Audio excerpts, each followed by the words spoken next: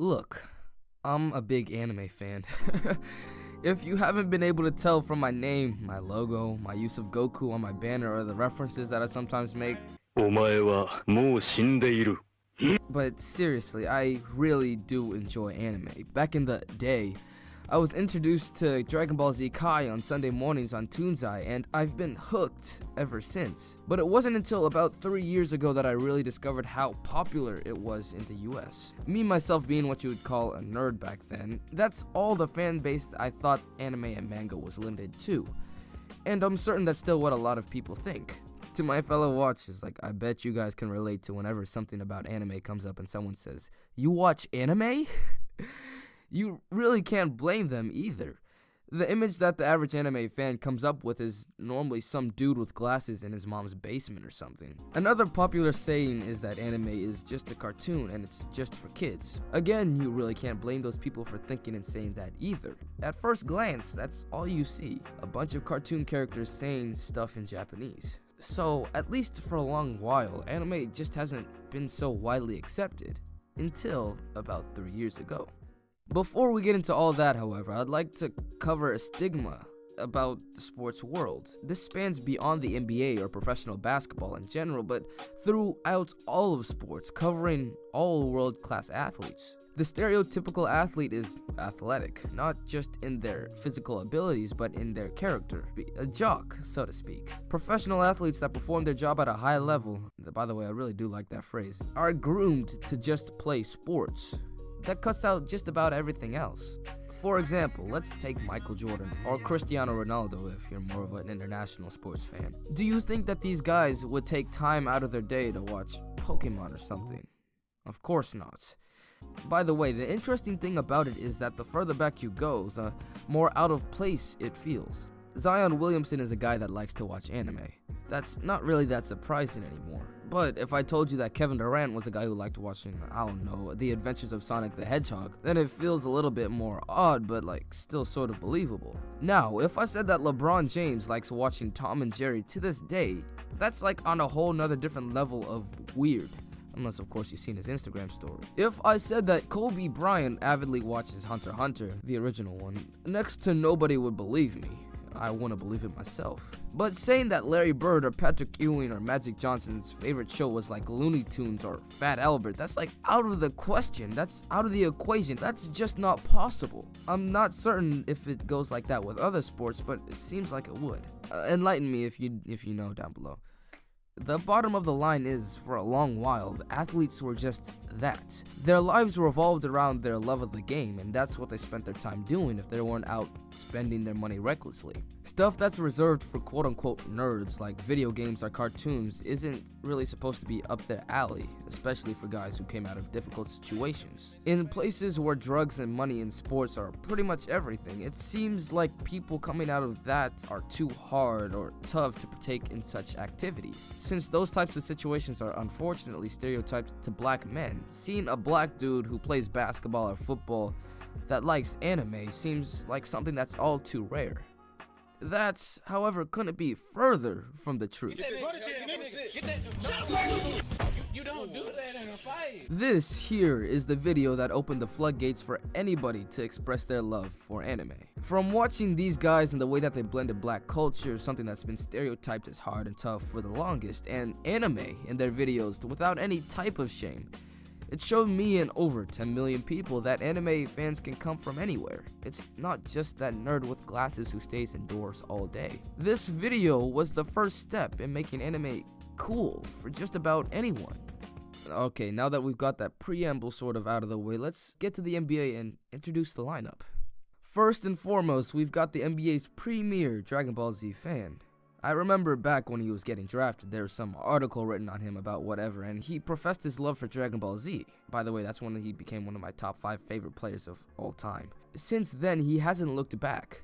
He's gotten gifts from Nike, he's done all types of YouTube videos with gaming companies and stuff, and he's even got a Twitter AVI and header that's all about Dragon Ball Z. Let's not forget either that he's got his own YouTube channel where he played Fighter Z with Terrell Owens and Myth. TSM Myth. Actually, speaking of, De'Aaron's also a big gamer, but I mean, that's been established already. However, there's a bunch of players that play video games. Paul George is one of them, sort of surprisingly. At the 2 guard, we've also got Spencer Dinwiddie, another big fan of anime. He's got his own shoe collection after opting out of a Nike contract, and his creative teams come up with a wide variety of shoes that embodies his passions that he goes ahead and wears in-game and then sells in behalf of charity. One of them happened to be Yu Yu Hakusho themed, the popular 90s anime, and he's gotten an interview up with the Local Nets podcast crew that shows that he really knows his stuff about Dragon Ball Z. So who's the Goku of the NBA? If we're keeping it on the finals path, right, and we've kind of got 2 quasi-Vegetas, and the only person who is basically spotless, never gets in trouble regardless of their performance, you know what I'm saying? Yeah. Like, it's Steph. Then we've got Johnny O'Brien III, who isn't an NBA player at the moment, but he signed an NBA contract and has a career high of over 10 points. So we're gonna consider him a part of the group. Currently, he plays in Israel for the Maccabi Tel Aviv, but he makes his spot on the list solely on his anime passion. Not only does he watch anime, but he made his own company that is trying to produce anime that represents minorities after not only realizing that there wasn't diversity in anime, but acting on this realization with his own professionally earned money. Currently, his team, known as Noir Caesar, has 11 manga/cartoon/fan service series that it puts out for an audience that falls along the lines of the black community that also enjoys other aspects of that culture. Its fan base, though, is still in development. Even so, the fact that an NBA player was so entrenched in anime that he decided to create his own company around including other people like him into a genre that's from a foreign country tells you a lot about his passion for the art. I find it incredible. And if you guys want me to go a little bit deeper into that with another video, let me know in the comments, alright? Besides those guys, however, there's a lot of players that watch anime, same way that a lot of them play video games. With the NBA's lifting of the shoe design and color restrictions, we've seen all types of players display their anime love up on the court. Rudy Gobert's been spotted wearing Monkey D. Luffy shoes. Karl Anthony Towns has a pair of Son Goku reimagined Hyperdunks, as well as Larry Markkinen. Jordan Bell's got some Vegeta-styled shoes, too. Luka Doncic started wearing Dragon Ball-inspired shoes while still in the EuroLeague. Tobias Harris, Dennis Smith Jr., Willie Cauley-Stein, Andrew Wiggins, and Steven Adams have all shown that they love anime in some form or another, whether it be through social media or through interview. Watching cartoons, man. some Japanese anime. Keep in mind while I say this that these are guys that come from all different types of backgrounds. Steven Adams spent his childhood on a farm in the Netherlands, while Dennis Smith Jr. grew up in Section 8 housing in Fayetteville, North Carolina. Joel Embiid, a man who grew up in Cameroon, a country 12,000 kilometers away from Japan and 9,200 kilometers away from Philadelphia, has been spotted watching anime before games. But anyways, the point. There's an interesting trend to watch among every single one of the players that I just mentioned. They may be from all different places in the country, even the world, and have different skill levels, different personalities, different lifestyles, etc., but they mostly have one thing in common. They're all young. Not a single player that I mentioned is even close to their 30s. The oldest one on the list, Rudy Gobert, is 26. He's still rising in the journey that is the NBA career and hasn't hit the prime of his powers yet. The youngest player that I named is Luka Doncic at, I know you guys know this already, but still, 19 years old. In the American system, he'd be 1 year removed from being a senior in high school. There's no other serious correlation that I saw except for this one, and it's pretty profound. This phenomenon of sorts has even got its own term. These guys are all 90s babies. The intriguing, well, perhaps obvious thing if you belong to that particular group about it is that this trend of the adult male that's born in the 1990s enjoying anime doesn't just limit itself to NBA players.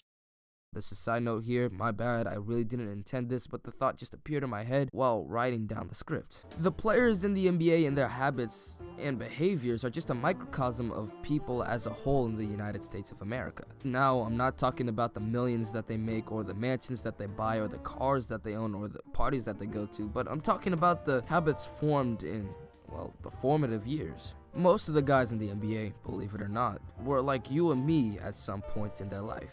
They were normal. They weren't made to be these larger-than-life figures that they are supposed to be now. Being drafted into the NBA doesn't change that, at least right away, and even after years spent in the league, they still have those tendencies, overlying and underlying, that don't ever go away. So anything that a player may do that seems odd or something isn't really if that makes sense. There are so many other people that do the things that they do, but because they're a professional basketball player, they're singled out. Guys that play in the NBA are normally just regular guys that happen to be very, very good at basketball. You can see this very clearly in the popularity of the black entertainers of the internet.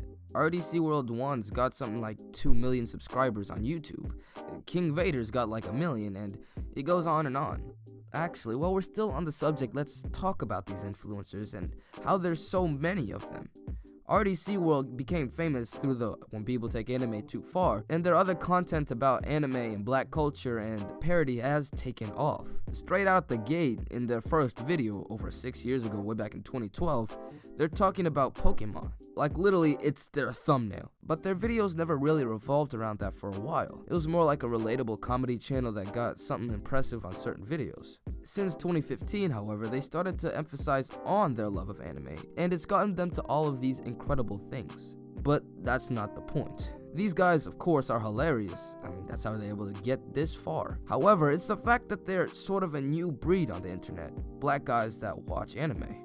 The fact that they all came together and created a powerful influence off that fact is pretty amazing. I'm sure many people watching right now who watch RDC World also know King Vader. They also know Caleb City, Daquan Wiltshire, Long Beach Griffey, Yo Boy Roshi, etc, etc, etc. These are all internet creators that have some sort of content that doesn't really always deal with anime, but rather it's just another topic for them to cover. For them, anime is a part of their life, something that they, and I guess now me too, can make videos on. But pick these guys out from a crowd, you'd probably never think that that's what they enjoyed. That's until they started making these types of videos and started creating their own markets. A place where people everywhere can just enjoy videos about tropes and exaggerations and stuff that comes along with shonen anime. They still make other videos. These guys are creators after all, but their inspiration for some or most of their videos come from watching anime. Okay, now that we've gotten all that established, I'd like to introduce another trend amongst all of these guys. They're all born in the 90s. None of them are a day over 29, if that. Much of their fan base, a combination of white and Hispanic and black and New Yorkers and Chicagoans and any other type you could think of, were also born in the 90s. That's the one common factor here that we can identify among most all adult anime fans in America. But why?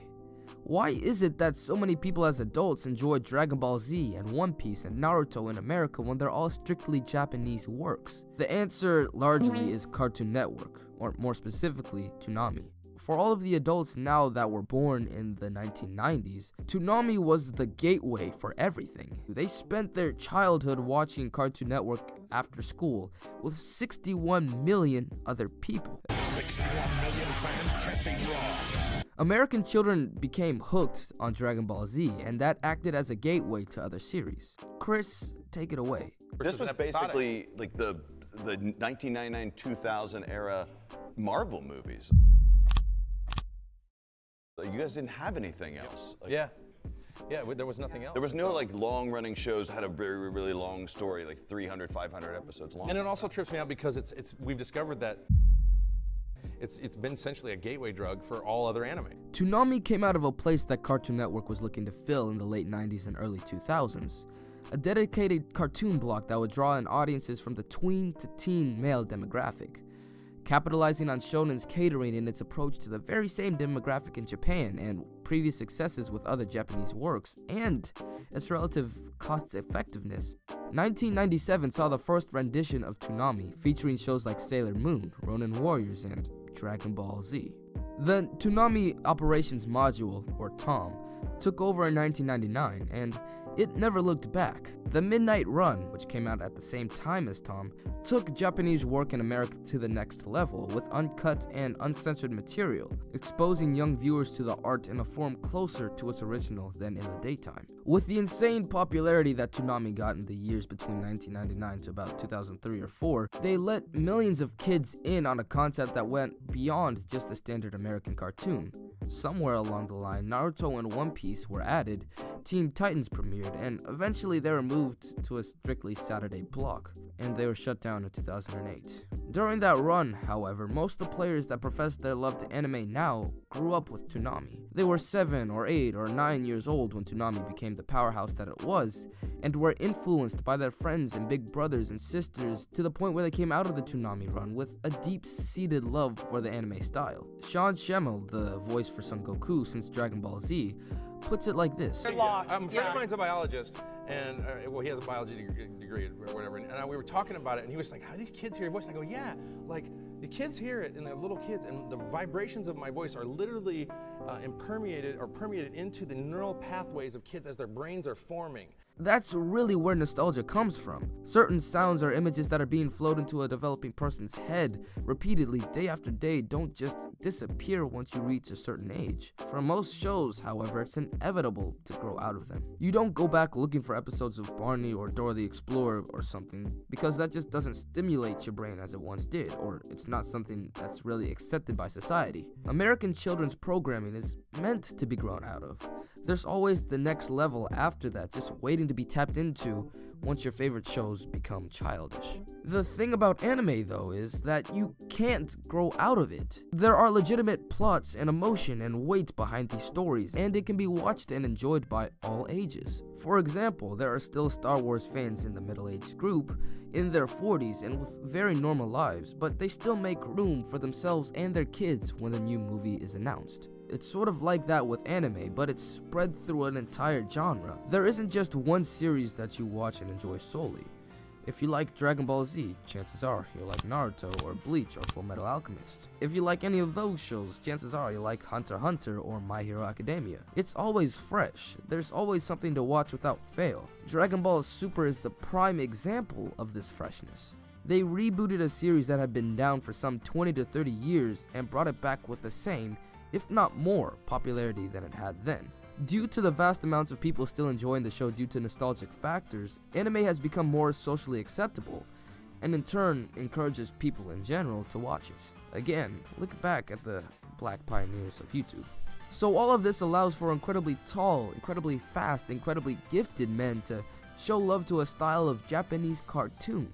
In this way, the way that they're able to show interest in things that could be seen as childish or immature by other people that aren't in the NBA. That's great for sure. I mean, it shows how the age of social media and the internet is really bridging together a previous disconnect. But the greatest thing about it to me is that they're not alone, not even close.